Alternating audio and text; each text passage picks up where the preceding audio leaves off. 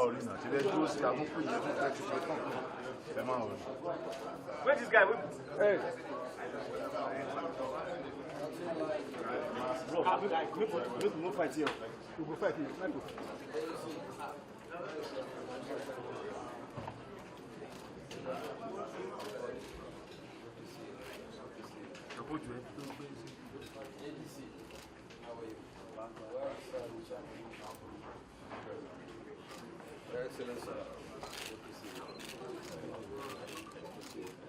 Today the secretary has taken the back seat.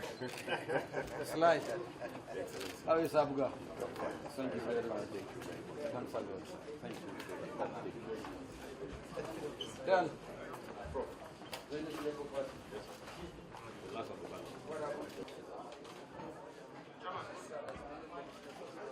let's be seated. Thank you very much.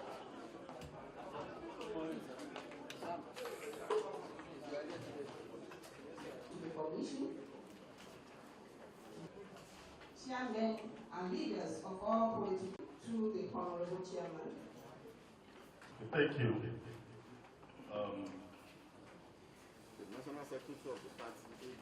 I wish to especially welcome those who are attending this meeting for the first time, either in substantive or acting capacity as leaders of their political parties.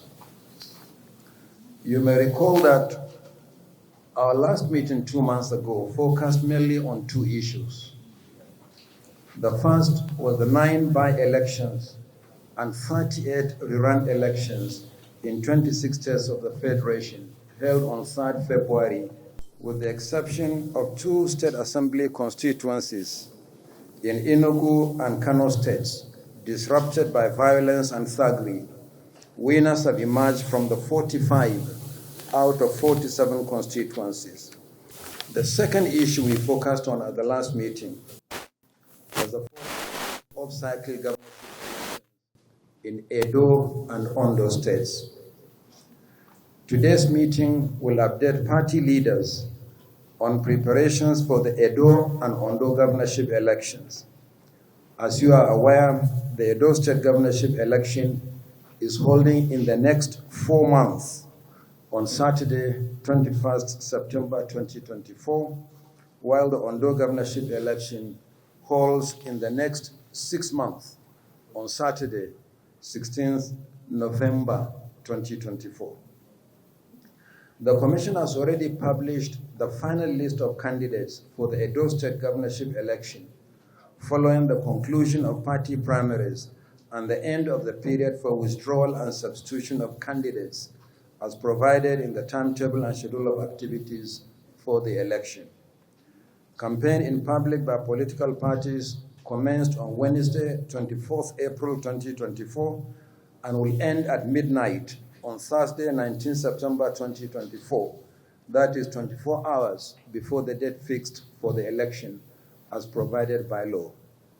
Let me therefore seize this opportunity to once again reiterate to party leaders the need to continue to maintain law and order during the electioneering process and beyond. As we inch closer to Election Day in Edo State, it is also imperative to remind political parties of the need to adhere strictly to the timeline for the upload of the list of polling and collation agents to the dedicated portal.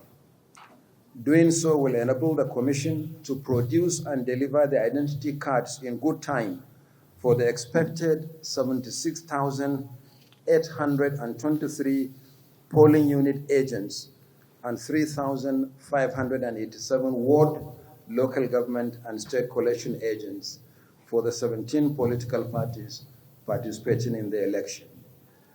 Turning to Ondo State, political parties have just concluded their primaries. 18 political parties conducted primaries monitored by the Commission. I wish to remind you that parties have 1 week to the deadline for the nomination of candidates, which the deadline is 6 p.m. on Monday, 20th May 2024, when the portal will automatically shut down. I urge you to adhere strictly to the deadline. political parties have been given 23 days, over 3 weeks, from the end of primaries to prepare and submit the list of only 2 candidates, governorship candidate and running mate, to the commission. There will be no extension of time. As the elections in the 2 states approach, the commission has decided to resume the continuous voter registration in the 2 states to enable eligible citizens who are not registered as voters to do so. Similarly, those who are registered voters also have the opportunity to transfer their registration from other states of the Federation to Edo and Ondo states, or from one location to another within the 2 states. Let me reiterate that the CVR is only open to new registrants and those who seek transfer of their registration. Persons who are registered as voters should not attempt to register again, as double or multiple registration is illegal. Lost or damaged voters' cards will be replaced during the exercise, but this does not require fresh registration. The CVR in Edo and Ondo states will take place simultaneously from Monday, 27th May 2024 to Wednesday, 5th June 2024, from 9 in the morning to 3 p.m. daily, including the weekend. Taking into consideration the limited time to the governorship elections, the Commission has decided to conduct the registration at ward level and our state headquarters instead of our local government offices and a few designated centers, as was the case in the past. This means that there will be 192 ward registration centers in Edo State and 203 centers in Ondo State, in addition to our state offices in Benin City and Akure, making a total of 397 walk-in registration centers in the 2 states. There will be no online pre-registration option in the 2 states because of time constraint. Each center will be managed by 2 officials, drawn from our regular staff and the National Youth Service Corps. In the next few days, the Commission will commence the training of at least 794 officials for the exercise.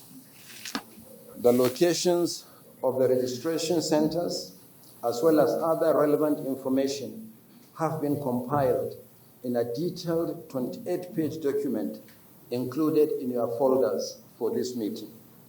The same information will be uploaded to our website and social media platforms for public information shortly.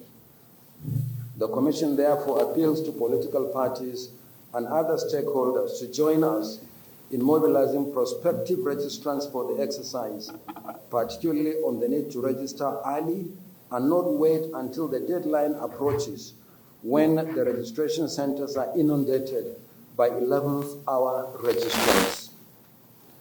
In addition to the registration of voters, the Commission will also make available the uncollected permanent voters' cards, the PVCs, for collection during the CVR. In the coming days, the list of uncollected PVCs will be published in our offices in the 2 states and simultaneously uploaded to our website. Again, we encourage those who have not collected their PVCs in the 2 states to seize the opportunity to do so. Before I conclude, I would like to inform party leaders about the existence of vacancies in national and state assemblies caused by either death or resignation of honorable members in 3 states and 1 federal constituency across the country. As soon as preparations are concluded, the Commission will announce the dates for by-elections in Kana 2 State Constituency of Rivers State, the Bagwai-Shanono State Constituency of Kano State, the Zaria-Kewaye State Constituency of Kaduna State, and the Gariki-Babura Federal Constituency of Jigawa State. You can now appreciate truly that there is no election season in Nigeria any longer. is election almost every month, either by way of by-elections or off-cycle elections. So on this note, I want to once again welcome party leaders to this meeting. I thank you and God bless. The Honorable Chairman of the Independent National Electoral Commission, the Secretary to the Commission, esteemed National Commissioners of INEC, distinguished party leaders, gentlemen of the press, ladies and gentlemen, it is my pleasure to address this crucial quarterly meeting between the Independent National Electoral Commission and leaders of political parties to brainstorm over critical issues, electoral issues, and chart the way forward. This month, specifically May 29, 2024, marked 1 year of anniversary of elected officers in the general elections and 25 years of uninterrupted democracy since the restoration of civil rule on May 29, 1999, and 64 years of political independence and 100 years of the formation of political party in Nigeria. The question is, how far have we gone in deepening or strengthening democracy in Nigeria? It is food for thought and calls for sober reflection in the quest for a strong, united, progressive, equitable, and just democratic nation. Our hard-earned democracy must be sustained. It should not be allowed to derail by the activities of anti-democratic and reactionary forces. INEC, leaders of political parties, civil society organizations, security agencies, the judiciary, the press, and citizens must be firm and decisive in protecting the nation's democracy and forestall political upheavals, as we currently have in some states of the country. We condemn in strong terms politics of bitterness, do-or-die politics, and divisive politics that have tendencies of undermining our emerging democracy. It is unacceptable. Politicians must abide by democratic ideals, ethics, and ethos, and desist from inflammatory utterances and actions that could impede our constitutional government. More importantly, political parties must adhere strictly by their constitutions in conducting congresses, primaries, and conventions. The high expression of interest and nomination fees charged by some political parties should be reviewed despite being internal affairs of the parties. IPAC will continue to engage party leaders on this, among others, that will curb imposition of candidates and boost internal democracy as we strive to make Nigeria better. Accordingly, leaders of political parties must lead by example in deepening democracy by ensuring an environment conducive for successful election, political stability, and peaceful electoral process in Nigeria. It is one way of restoring trust and confidence in the electoral system, which will boost voters' turnout in elections. We are deeply concerned by the low turnout in recent years, particularly in 2023 general elections. It calls for concerted effort by all stakeholders in the electoral process. For democracy to succeed, it is very important that eligible citizens and active participants. It is obvious that your vote is your voice. Your voice to be heard must be registered to vote. Effective voters register ensures that citizens' rights must be protected. It is imperative that INEC maintains updated registered voters in real time.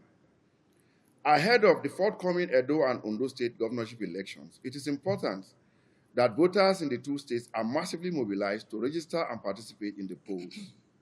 As the umbrella body of all the registered political parties in Nigeria, IPAC will spearhead this crucial exercise in collaboration with INEC. In previous elections, councils would move to various states, sensitize and mobilize the people on the upcoming polls, call for non-violence, and urge them to shun vote buying and selling. With the limited funds at its disposal, with the lowest voters turnout in 2020 general election, so much needs to be done. It is on record that the 2003 general elections had the highest voters turnout because INEC released funds in 2002 to political parties to engage in voters' education, sensitization and mobilization to register and participate in the elections. The need to restore annual grants to political parties that was expunged from the Constitution by the National Assembly cannot be overemphasized. IPAC have set up its Constitution and Electoral Act Amendment Committee that will recommend aspects of the laws that need to be reviewed and presented to the National Assembly for consideration. Local government autonomy is essential for the survival of democracy in Nigeria, as politics is local. Citizens must be encouraged to actively participate in grassroots politics that guarantees free, transparent polls.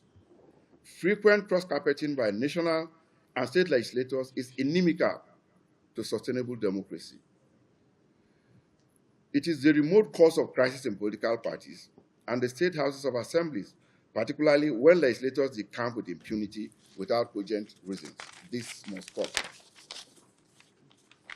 Electoral Offences Commission is critical in the effort to sanitize our electoral process. The rate of electoral offenses is alarming.